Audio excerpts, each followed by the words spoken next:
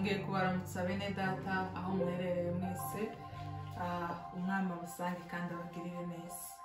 Uhoraho Mana nyiribihenje imbere yawe, nje kuvuga ijambo ryawe, ntaba ari nje Mana, uhabwe icubahiro. Ibi byose Mana bikugarukire, ni wowe wenyine ukwiriye kuramwa, ni wowe wenyine ukwiriye gusingizwa, ni wowe wenyine ukwiriye amashimwe kubw'imirimo n'ibitangaza ukora. Urakoze Mwami Mana yacu, amen. Sitafa moyo ninajua wewe uliniita uaminifu, kazi uliyoanza maishani mwangu, na kuamini utaimaliza. Sitafa moyo ninajua wewe uliniita mwaminifu, kazi uliyoanza maishani mwangu, na kuamini utaimaliza.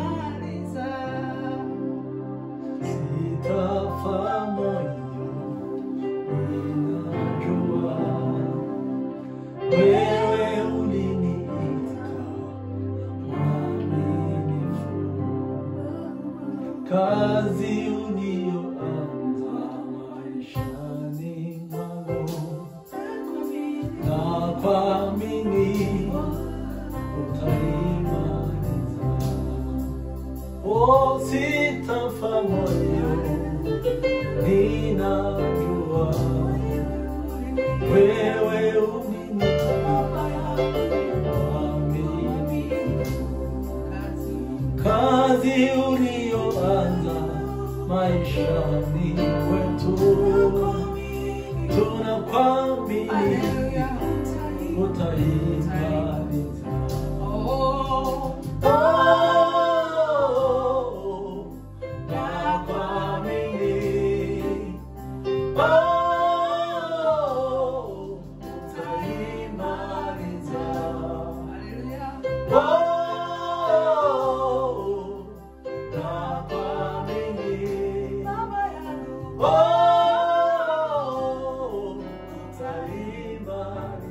Nakuamini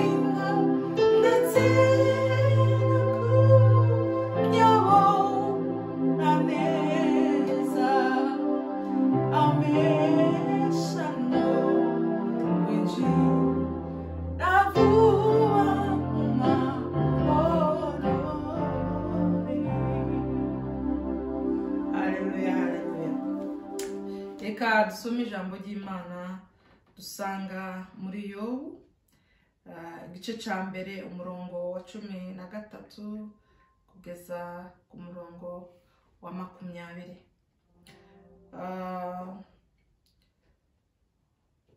Ariko ndasoma igice ca mbere, sinsoma kuko amakuru ya Yobu murayazi ni maremare cyane. Simpera ku murongo wa 13 nkuko nari bivuze, reka mpere ku wa 20.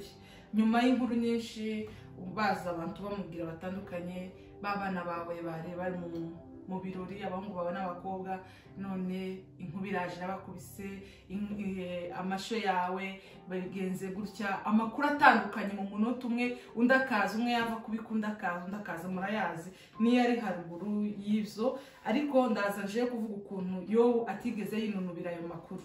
Yobu yarabasubije amaze kumva ayo makuru yose, ariho ku gice ca 20 cyangwa se 20, haravuga ngo maze Yobu aherako ahaguruka ashishimura umwitero we, arimuza yikubita hasi arasenga ati, umurongo wa 21, navuye mu nda ya mama nambaye ubusa, nzasubira mu nda y'isi ntacyo nambaye.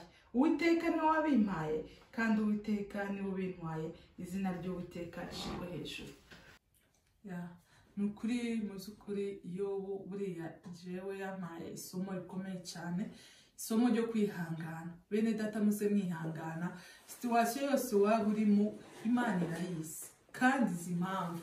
Mu by'ukuri Yobu ihatakaza wenda kwihangana ukuntu byari bimeze muri uwo mwanya, wenda yari no kwiyahura cyangwa se agatuka n'Imana, nkuko n'umugore mubiza amakuru ukuntu umugore yahise amubwira ni wakwihakanya ugatuka iyo Mana. Ariko mu by'ukuri Yobu we yibutse neza, atekereza neza ko Imana yabimuhaye, yaje ntabyo afite, Imana irabimuha, irongera byishubije ineza. Yarazi ko binashoboka ko izamuha ibindi, kandi niko byaje kugenda, Imana yongeye kubimuha, kandi Yobu yongera ashima Imana. Mu by'ukuri mugire kwihangana mu mwanya wose mwoba murimo, situation yose wowe urimo uzoza wihangana. Hari impamvu ikigeragezo kikugeraho kubw'impamvu runaka, kugira ngo kizagukomeze, isaha y'Imana izagere. Yobu yarihanganye, ubwo abanzi n'abandi bose bamubwiraga ati, bamuseka ati reba uriya yari umukire. Ibaze kuba umukire ukagira ibintu bingana nk'ibya Yobu, ukamushirirwa ntugire n'inka yo gukamira n'abana, cyangwa abanaga bari bagiye, nawe ubwawe ukazitangira gusabiriza. Ariko Yobu yarihanganye, kandi kwihangana gutera kunesha. Yobu yarihanganye, aza kubona bya bindi yari yarabuze, Imana irongera imusubiza, yongera abaho neza. Mu by'ukuri ntimukaza mwihangana ngo musaza mwihangana, timugatotombere situation yose murimo, amaisha yawe bari mabi, ubuzima urimo utabwishimiye, ariko Imana irabuza, tubwitotombere. Hari umunsi Imana izongera kubuguha, ibyo wari urimo kera byiza Imana izongera ibikugire, ndetse igukubire n'ibirenze ibyo ngibyo. Ijambo ry'Imana ribaho umugisha, muri mugubwe neza aho muri, kandi mwihangane. Uhoraho Mana, nongeye kugushima, nongeye kuza imbere yawe. Dusomye ijambo ryawe hano dusanze muri Yobu, rivuga kwihangana, ukuntu Yobu yihanganiye ibigeragezo ubwo yari amaze kubura ibyo yari ategereje byose, ibyishimo bye byose, umutungo we wose. Ariko Mana ntiyakwinunubiye, yaragutakambiye, aravuga ngo byose bitangwa nawe, niwe wabimuhaye kandi niwe ubyishubije. Sabiye abantu bose badafite kwihangana Mana, ngo bahe kwihangana, kuko kwihangana Mana niko konyine gushobora gutuma ugera ku ntumbero yawe, niko konyine gushobora gutuma unesha ibigeragezo. Kuko Mana abantu benshi babuze kwihangana, ikigeragezo kiraza kikamwitura, hakanirwa kwihangana, ahubwo akakibizaza ikindi, bigatuma noneho n'amasezerano wari waramugeneye n'ibindi byose bipfa kubera kutihangana. Mana ushoboza abantu kwihangana, ubambika imbaraga Mana, abakeneye bose kubasura Mana ubashe kubasanga muri rino jambo. Urakoze Mwami Yesu, amen.